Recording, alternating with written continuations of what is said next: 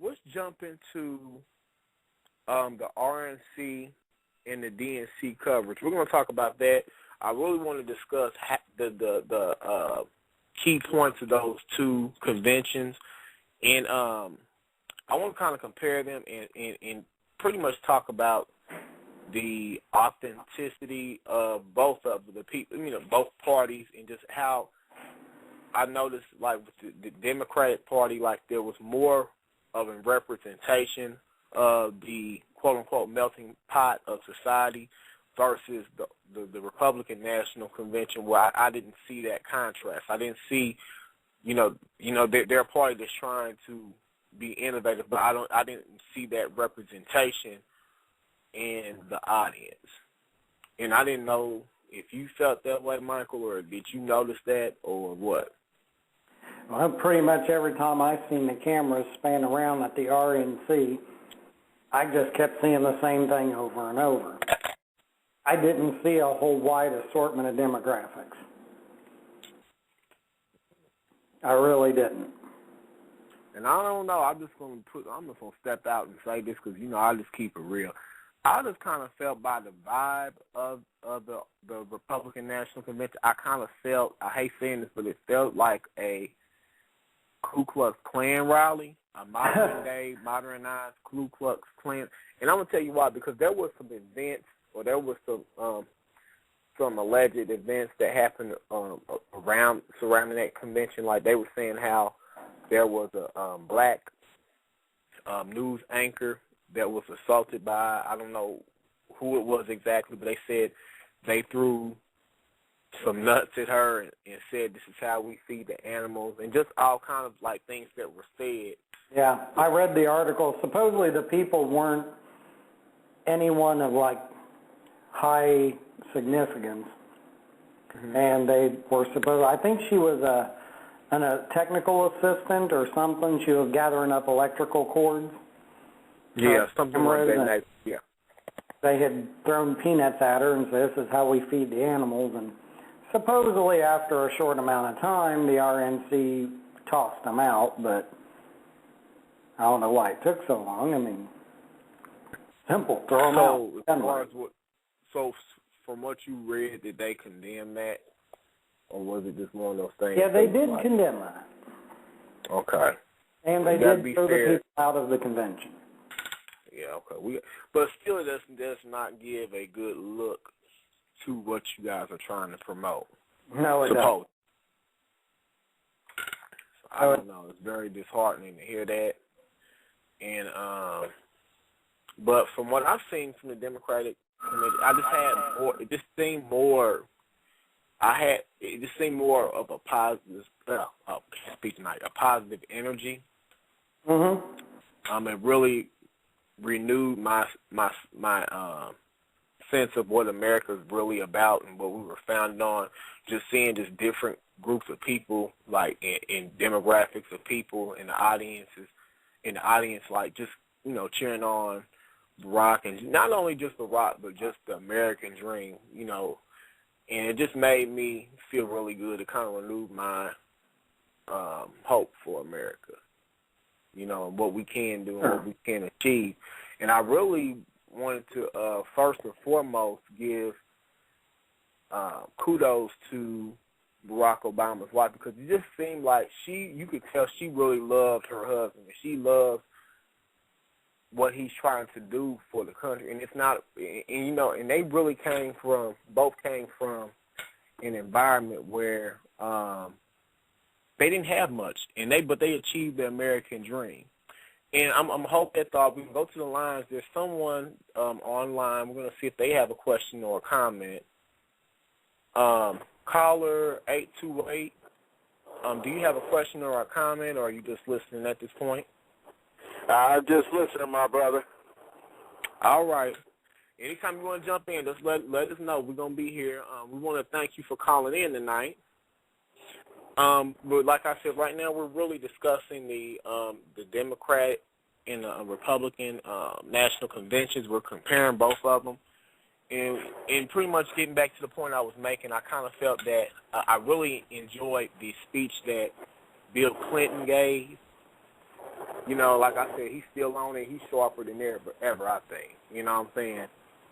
And he kind of said what Barack wanted. I think he wants to say, but Barack's trying to keep it cool right now. But if you want a pit bull for the Democratic National Convention, I think they picked the right person. Oh, absolutely. I mean, Bill's always been notorious for being a person that gives a speech and tends to veer off the subject a little bit and run over in time. And, that's just Bill Clinton. That's just how he's always been. But he got on a pretty good tangent there, and when he did, I certainly think that he took everybody to school and really was showing out the higher aspects of improving his points very well. Yeah. I think he put his all in there. I think he threw in the whole house and the kitchen sink and everything else that belonged with it. He gave you everything and some. And that's kind of what I appreciated about his speech. He really drove the point home. Like you said, he might veer off to Never Land sometime, but the thing about it is, like, he hit them points. He hit everything that needed to be hit. Right. He chewed from people, a new butthole. Well, and if you're looking at people that want to really talk and make reference to the economy, what works, what doesn't, who are they going to find in the 21st century that's going to know more and can have more credibility on the economy than Bill Clinton? Exactly. And he made that point, like, and I'm glad he drove that point home that, hey, when we started out with this thing, we had a surplus when I left office. And the question I want to know is, where's Bush at?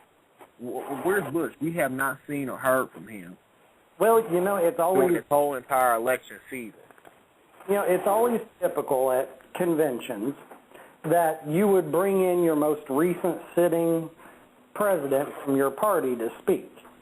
But if they're trying to focus on healing an economy, I don't think that our former President Bush has got much to say. He's just going to be play smart and shut the hell up and lay low. Exactly.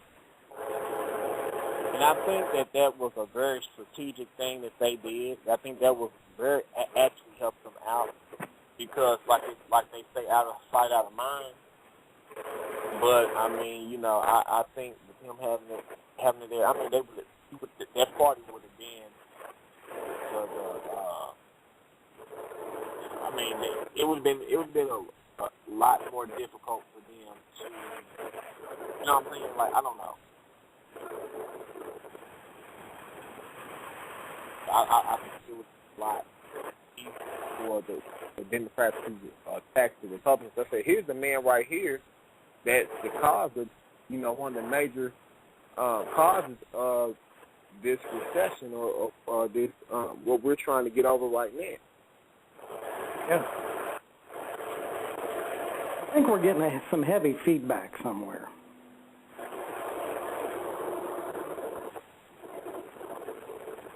I think it's our caller. I'm gonna put the lines on mute.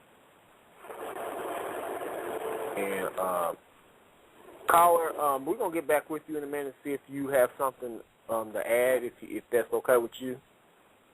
That's fine. Okay. Okay, I think that should fix the problem. All right. So I didn't know if you had anything else to add to the convention coverage. Not really. I think that's pretty much about it.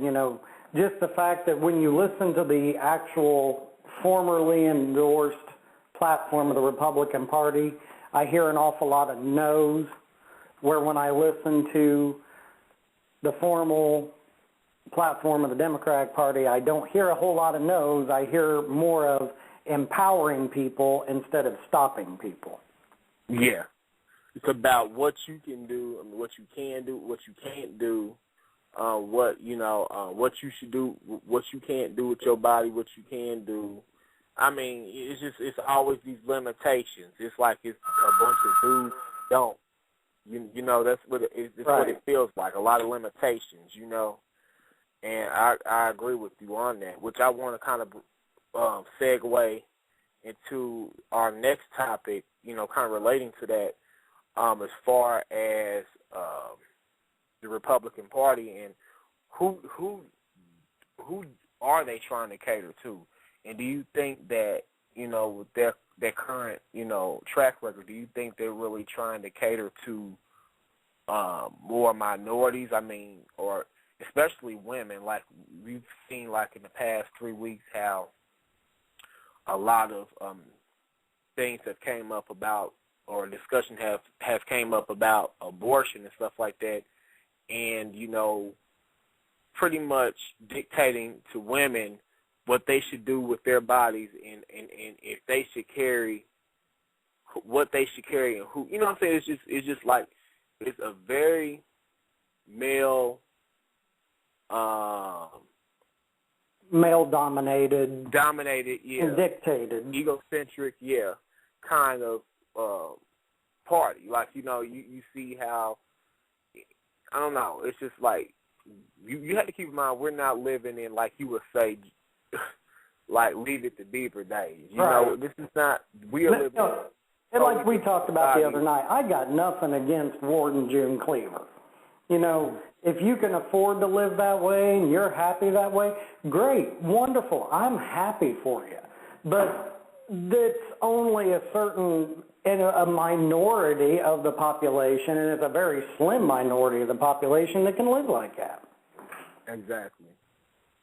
And to me, I really have a problem, regardless if you're pro-life or not. I really have a problem with someone dictating to someone else what they should do with their body, and dictating to them if they should carry a rapist child, or if you're a product of incest, or if you're pregnant due to a product of incest. I have a problem with someone dictating to anyone, or any woman that she should carry that child. Right, and I bet you if it's a member of their party that was, a victim of rape or incest, I bet you a member of their party wouldn't carry it. I bet you won't.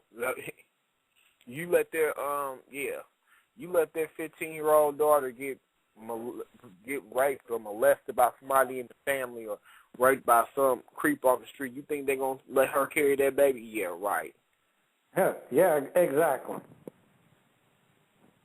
And if any of them will say that, they're telling a damn lie. I'm sorry, this is how I feel. Yep.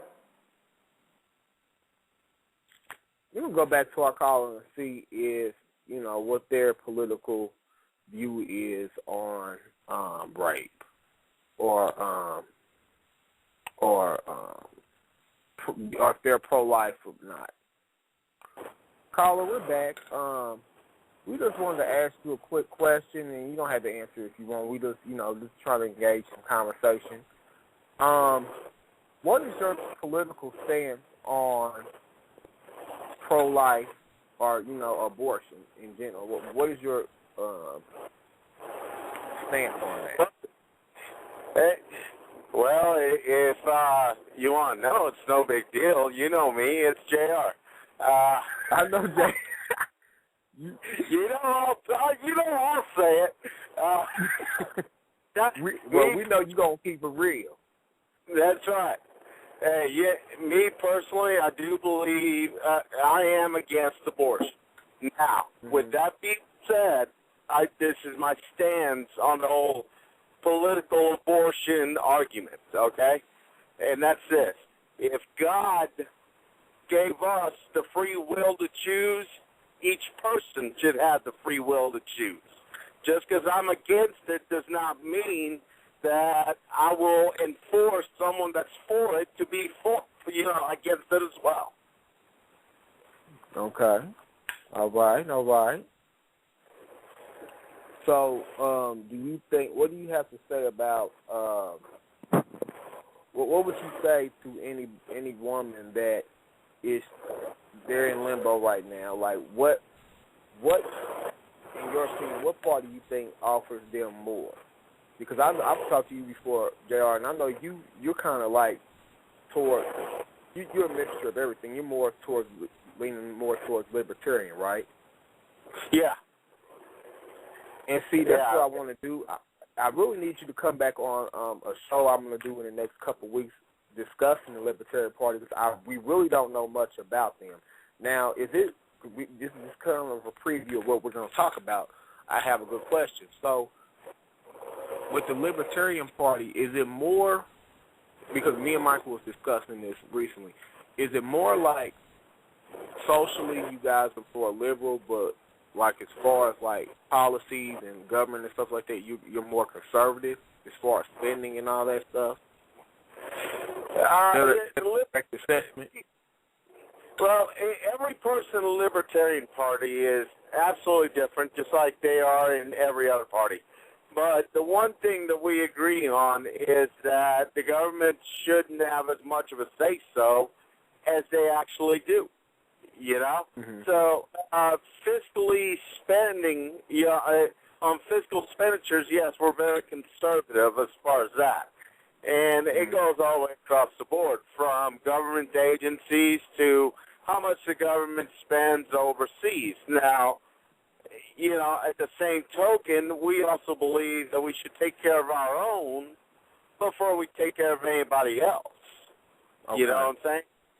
So, we should be taking care of our homeless and our starving here in this country before we worry about those abroad. And I agree with that. I agree with that. JR, hold that thought. We have another caller that just called in.